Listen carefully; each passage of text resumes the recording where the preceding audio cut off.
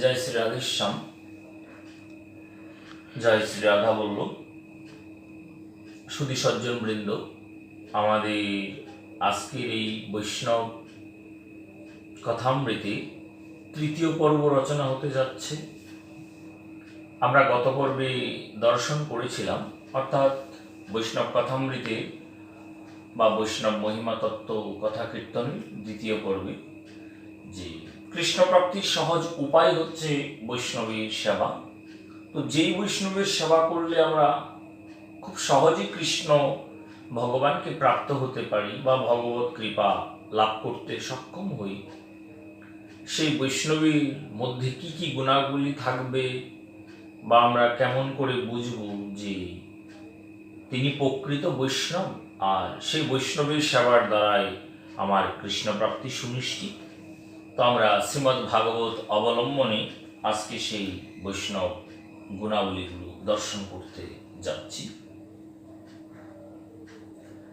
তিতিক্ষবো কারুণিকাসুরিদাহ সর্বো দেহিনম অজাতশত্রব সন্ত সাধবঃ সাধূষণা মজ্জন্যেন ভাবেন ভক্তিং কুর্বন্তি যে ধৃরম মতো কৃতে ত্যক্ত কর্মাণস্ত্যক্তো সজ্জনো বন্ধবঃ মদাশ্রয় কথম মৃষ্ট শৃণ্বন্তি কথয়ন্তি চ তপন্তি বিধিস্তাপ নৈতান মদো গতো চেতোষঃ। অর্থাৎ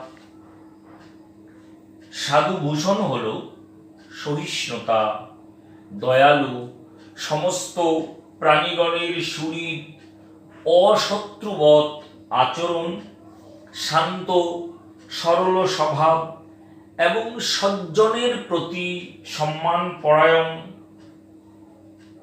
আমার প্রতি অনন্য ধীর ভক্তিযুক্ত। অর্থাৎ ভগবানের যে জন অনন্য ধীর ভক্তিযুক্ত হয়, ভগবান বলছেন আমারই জন্য যে সমস্ত কর্ম ও আত্মীয় স্বজন বন্ধু বান্ধব সর্বস্ব ত্যাগ করেন এবং যে মদগত চিত্তে আমার কথা কীর্তন শ্রবণ করেন কিংবা কীর্তন করেন এবং সংসারে নানাবিধ তাপ সেই সব ভক্তদের কখনো ব্যথিত করতে পারে না। এই গুণাবলীগুলো হচ্ছে সাধুর গুণাবলী। তবে আমরা সেই তাৎপর্যটুকু দর্শন করবার বাসনা করেছি আজ। সহিষ্ণুতা, সহিষ্ণুতা কি? সহনশীলতা। সহনশীলতা মানে সহ্য করার শক্তিটুকু। যে সইতে পারে সেই জগতে রয়ে যায়, কারণ সহ্য গুণ না থাকলে কিছুই হয় না। সহ্যের পরীক্ষার্থেই সাধুর সমস্ত গুণ প্রকাশ পেয়ে থাকে। তাই সাধুর একমাত্র প্রথম ভূষণই হল সহিষ্ণুতা। জীবনে সুখ দুঃখ মান অপমান যায় আসে নীরবে সহ্য করাকে সহিষ্ণুতা বলে। কারণ শিক্ষাষ্টকমে শ্লোকেও মহাপুরুষ স্পষ্ট বলেছেন, তৃণাদপি সুনিচেন তরুরীব সহিষ্ণুনা অমানীনা মানদেন কীর্তনীয় সদা হরি। যে তরুর চেয়ে সহ্যগুণ থাকে, যে তৃণের চেয়েও নিচ হতে সক্ষম, যে অমানীকে মানদান করতে সক্ষম, কীর্তনীয়কে সদা হরিজ্ঞান করতে সক্ষম, তার মাঝেই সাধুত্ব বা ভগবত ভক্তির লক্ষণগুলো ফুটে ওঠে। তাই সাধুদের মান অপমান সুখ দুঃখ ভালো মন্দ সবটাকে তারা ঈশ্বরের বিধান মেনে নেয়। কথায় বলে না, যে সয় সেই তো নয়। সহিষ্ণুতার কোনো বিকল্প নেই। শুধু সাধু জীবন নয়, প্রত্যেকটি ব্যক্তি জীবনেও সহ্যগুণ থাকা চাই। কারণ এই সংসার তো, সংসারের কোনরূপ সম্পর্কই তো নির্ভেজাল নয়। কিছু না কিছু গোলমাল আছে, ছিল, সে থাকবেই। তাই সংসারের সহ্যগুণের বড় প্রয়োজন। দয়ালু, পরের দুঃখ দূরীকরণে পারঙ্গম, অর্থাৎ পর দুঃখ কাতরতা। যেজন পরের দুঃখ দর্শন করলে চিত্তটা বিগলিত হয়ে যায়, সে হচ্ছে দয়ালু। সবার শরীরেই দয়া আছে বটে, কিন্তু সবার দয়া প্রকাশিত নয়। সাধুদের দয়াটা সত্যি প্রকাশিত। সকলেই কম বেশি পড়েছি। গাবি কবু নাহি করে নিজ দুগ্ধ পান, কাষ্ঠদগ্ধ হয়ে করে পরে অন্নদান, স্বর্ণ করে নিজ রূপে অপরে শোভিত, বংশী করে নিজ সুরে অপরে মোহিত। তাহলে প্রত্যেকের সবকিছুই পরের তরে। তাই সাধুদের হৃদয়ে যে অপার দয়া, সে দয়াটুকু কার জন্যে? সকলের তরে। কারণ সাধুদের ঐশ্বর্যই পরহিত তরে। আর সাধুদের ঐশ্বর্য কেবল টাকা পয়সা ধনজন নয়, সাধুদের ঐশ্বর্য তাদের জ্ঞান, তাদের বৈরাগ্য, তাদের শিক্ষা, যা মানব কল্যাণী, জগৎ কল্যাণী সদা সর্বদা বিতরিত হয়ে থাকে। অন্যকে অন্তর থেকে ভালোবাসা না গেলে কাউকে দয়া করার মনোবৃত্তি জাগ্রত হয় না। সাধুদের মতো এমন নিষ্কামভাবে সকলেই সংসারে ভালোবাসতে পারে না। যেখানে স্বার্থ থাকবে সেখানে ভালোবাসার ঘাটতি থাকবে। সাধুদের মাঝে স্বার্থ। সাধুরা এসেছেন পতিত তড়াতে, তাই তাদের ভালোবাসাটা একেবারে খাঁটি। অন্যকে অন্তর দিয়ে ভালোবাসতে হলেই সর্বজীবে ভগবান আছেন, এই অনুভূতি অন্তরে জাগা চাই। হ্যাঁ, অবশ্যই তাদের অন্তরে জেগেছেন বলেই তো তারা সাধু হয়েছেন। সর্বস্ব ত্যাগ করে জগৎ কল্যাণের জন্য তারা দ্বারে দ্বারে উপনীত হচ্ছেন। এতে করে দুঃখী জনের সেবার দ্বারাও শ্রী ভগবান সন্তুষ্ট হয়ে থাকে। এই যে সাধুরা বড় মহোৎসব করছেন, তাদের প্রত্যেকটা কর্মের ভিতর দিয়ে সেবা, পরিচর্যা, এই জগৎ সংসারে দান, সবকিছুই দয়ার প্রকাশ স্বরূপ। সাধুদের তৃতীয় গুণ, সমস্ত প্রাণীগণের বন্ধু।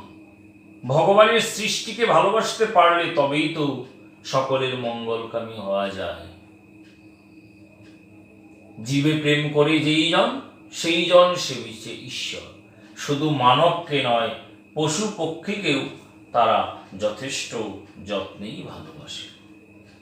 অন্তরে দৃঢ় আস্তিক্য বোধ থাকলেই প্রাণীদেরও হিতৈষী হওয়া যায়। এতে জগতের কল্যাণ এবং ভগবানও অত্যন্ত প্রীত হন। অশত্রুবোধ আচরণ, চতুর্থ গুণ।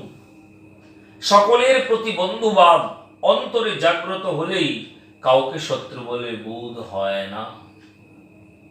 কারণ ভগবান যেমন নিরপেক্ষ, ধর্ম রক্ষতি রক্ষহ। সাধুরা ধর্মকে আশ্রয় করে সদা সর্বদা এগিয়ে যাচ্ছেন। তারা কাউকে শত্রু মনে করে না।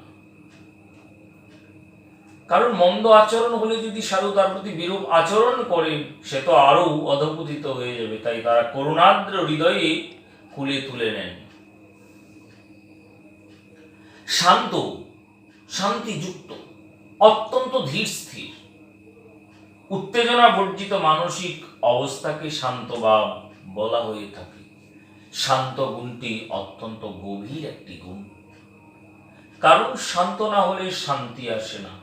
তারা শান্ত হয়েছেন বিদায় আমাদের মতো সংসারী জীবগণ তাদের চরণ প্রান্তে বা তাদের যখন আমরা সঙ্গ লাভ করি, তখন আমরা পরম শান্তি পাই। কারণ তারা শান্ত হয়ে সেই শান্তির রাজ্যের যিনি অধীশ্বর, সেই ভগবানের কৃপাবিন্দু তারা যখন আমাদের উপর বর্ষিত করেন বা আমাদের মস্তক উপরে সিঞ্চন করেন, তখন আমরা সেই পরম শান্তিটুকু উপলব্ধি করতে সক্ষম হই। সরল স্বভাব, অকপট। কপটতা থাকলে ভজন হয় না। মনে এক মুখে আরেক, এ বড় গোলমাল, এ বড় দোষী। সরল স্বভাব, অন্তরে বাইরে এক অবস্থা। যতক্ষণ না মন মুখ এক হয়, ততক্ষণ হরি বললেও হরি বলা যথাযোগ্য হয় না। কারণ মন মুখ যদি এককেন্দ্রিক হয়ে যায়, তখন একবার স্মরণ করলেও সেই স্মরণটা পূর্ণাঙ্গ স্মরণে পরিণত হবে। তাই সরল স্বভাবের মানুষের কাছে ভগবান খুব সহজলভ্য। প্রত্যেকটি সাধু জীবনী আলোচনা করলে দেখা যায় তারা কত সহজ সরল ছিলেন, শিশুর মতো। কারণ সারল্য ভক্তিতেই ভগবান সবচেয়ে বেশি প্রসন্ন হয়ে থাকে। কারণ আদি কীর্তনেও বলছে, আমার খুঁটিনাটি গুছায়ে ভজাও শ্রীগুরু গৌরাঙ্গ। কারণ ভিতরে যদি খুঁটিনাটি গোলমাল থেকে থাকে, তবে ভজন পথেও যথার্থ ফল কখনোই প্রাপ্তি হয় না। সজ্জনের প্রতি সম্মান পরায়ণ, জীবে সম্মান দিবে জানি কৃষ্ণ অধিষ্ঠান। এ ভাবের লোকজনই পারেন সজ্জনের প্রতি সম্মান প্রদর্শন করতে। এটি একটি বিশেষ গুণ। সবাই সম্মান করতে জানে না। সম্মান করতে না পারলে কখনো সম্মান পাওয়াও সম্ভব নয়। ভগবানের দৃঢ় ভক্তিযুক্ত, এ তো আরো কঠিন বিষয়। ভগবান আছেন, তিনি সৃষ্টি করেছেন, পালন করছেন, সংহার করবেন, এ সবাই কম বেশি জানি, শুনে আসছি, বলে থাকি। কিন্তু ভগবান ভগবান বললেই কেবল ভগবানে ঐকান্তিক ধীর নিষ্ঠা বা ভক্তি আসে না। ভগবানই ধীরতা অন্য এক বিষয়। কারণ এমনই ধীর ভক্তি যুক্ত হওয়া উচিত যে আত্মসমর্পণ করা, অর্থাৎ সর্বতভাবে ভগবানে নিজেকে সমর্পণ করে রাখা। এতটা ধীর বিশ্বাস রাখা উচিত, পাহাড়ের উপর থেকে পড়ে গেলাম, ভগবান নিশ্চয়ই রক্ষা করবেন। এই ভাবটা হচ্ছে ভগবানের প্রতি ধীর ভক্তি যুক্ত হওয়া। কারণ ভগবান তো গীতামৃতে বলেছেন, কখনো তার কোনো ভক্তের বিনাশ নাই। তাই যেহেতু বিনাশ নাই, তবে ভক্তিভাব হৃদয়ে আশ্রয় করে যে ভগবানের সঙ্গে ধীর সম্বন্ধ যুক্ত, সেই ভগবানই ধীর ভক্তিযুক্ত শুদ্ধ ভক্ত হয়ে উঠতে সক্ষম। ভগবানের জন্য সর্বস্ব পরিত্যাগ, যিনি অন্তরে অনুভব করতে সক্ষম যে ভগবান ভিন্ন আমার কিছু নাই, কেউ নাই। তাহলে প্রশ্ন হতে পারে বা আমাদের মনে অনেক কিছু জাগতে পারে যে তাহলে যে আমরা সংসার করছি, আমাদের পিতা মাতা ভাই বন্ধু সবাই জীবন নাটকে অভিনয়ে অভিনেতা এবং অভিনেত্রী মাত্র, আর কিচ্ছু নয়। যদি সবাই আপন হতো তবে মরণে তো সকলেই সঙ্গী হতেন। তাই এখানে কেউ কারো সঙ্গী নয়, এটা এক গণ্ডির মধ্যে আমরা সকলেই আছি। বেশ কিছু সময়ের জন্য, যার যখন সময় হবে তখন তাকে অবশ্যই সবকিছু ত্যাগ করে যেতে হবে। তাই ভগবান ছিলেন সঙ্গী হয়ে, ভগবানই সঙ্গী হয়ে আছেন। ভগবান যখন এই দেহটা ছেড়ে চলে যাবেন, অর্থাৎ আত্মারূপী ভগবান যখন এই দেহটাকে পরিত্যাগ করবেন, তখন এই নিথর দেহটাই কেবল পড়ে থাকবে। তাই সেই জ্ঞান জাগ্রত হলেই একমাত্র ভগবানের জন্য সর্বস্ব পরিত্যাগ করে ভগবত চরণে সমর্পিত হওয়া সম্ভব। তাই বলে সবাই তো আর ত্যাগী নয়। তাহলে গৃহীরা বা সংসারী যারা, তারা কি পাবে না? পাবে। কারণ বহির সন্ন্যাসী যে সন্ন্যাস, শুধু তাই নয়, অন্তর সন্ন্যাসও সন্ন্যাস। যে বিষয় বৈভবে থেকেও নিজেকে বিষয় থেকে দূরে রেখেছেন, সেও প্রকৃত ভাবেই ভগবানই সমর্পিত। মদগত চিত্তে ভগবানের পবিত্র কথা কীর্তন, শ্রবণ করা, কীর্তন করা। মদগত মানে যে ভগবানের চরণ কমলে নিজেকে সম্পূর্ণভাবে যুক্ত করে রেখেছেন, যার দ্বিতীয় বস্তুতে, অর্থাৎ বাহ্যিক কোনো বস্তু বা বিষয়ের প্রতি যার অভিনিবেশ নাই, কোনো নেশা তার অন্যদিকে ধাবিত হয় না। একমাত্র নেশাই তার ভগবত চরণ কমলের শ্রবণ কীর্তনে সতত থাকা। তাই ভগবত পরায়ণ একজন মানুষ, যার অন্তরে ভগবান আছেন এ কথায় দৃঢ় বিশ্বাস জেগেছে, তিনি সাত্ত্বিকভাবে সদা সর্বদা পরম আনন্দের সহিত ভগবত কথা কীর্তন করতে পারেন এবং স্বতঃস্ফূর্ত হৃদয়ে সেই ভগবত কথা শ্রবণ করে পরমানন্দ লাভ করেন। এমন মানুষকেই শাস্ত্র, অর্থাৎ আমাদের শ্রীমদ্ ভাগবতম ভূরিদাজনা বলেছেন। তাদের এই দানের কোনো তুলনা হয় না। যারা জগৎকে হরিকথামৃত দান করে কৃতার্থ করছেন, তাদের দান এই ভব সংসারে শ্রেষ্ঠ দান। কারণ দান দুই রকম, শ্রেয় দান, প্রেয় দান। এ হচ্ছে সর্বশ্রেষ্ঠ দান। সংসারে ত্রিতাপ জ্বালা সহ্য করার ক্ষমতা। এই সংসারে যারাই আমরা জন্মেছি সকলেরই কিছু না কিছু তাপ আছে। তাপ সহ্য করার নামই তপস্যা। আমরা গৃহীরা সবাই সবসময় তাপ সহ্য করতে পারি না, তাই আমাদের জন্য যন্ত্রণা হয়ে যায়। আর সাধুরা তাপকে সহ্য করে তপস্যার গভীরে উন্নীত হন, তপস্যার শেকড় থেকে চরম শিখরে উন্নীত হয়ে পরম সত্যকে উপলব্ধি করতে সক্ষম হন। তাই সকলেই কম বেশি ত্রিতাপ জ্বালায় পুড়ছে, ত্রিতাপ জ্বালা ভুগছে। আধ্যাত্মিক, আদি ভৌতিক, আদি দৈবিক, এ হচ্ছে ত্রিতাপ জ্বালা। মানুষ কর্মফল অনুসারেই ত্রিতাপ জ্বালা ভোগ করে। সংসারে যারা প্রকৃত মানুষ তারা ত্রিতাপ জ্বালাকে সহজভাবে মেনে নিতে পারেন। কারণ আমাদের যেহেতু জন্মান্তরবাদ আমরা বিশ্বাস করি, তবে সেই জন্মান্তরবাদী প্রারব্ধ কর্ম বলেও একটি কথা আছে, যা কখন আমরা খণ্ডন করতে পারি না। তো সেই প্রারব্ধ কর্মের ফল পূর্বজন্মার্জিত ভালো মন্দের জন্য আমরা ত্রিতাপ জ্বালা ভোগ করে থাকি। তাই আজকের এই আলোচনার যে 11টি গুণ সম্পর্কিত আমরা কিঞ্চিৎ দিগদর্শন করতে চেষ্টা করলাম।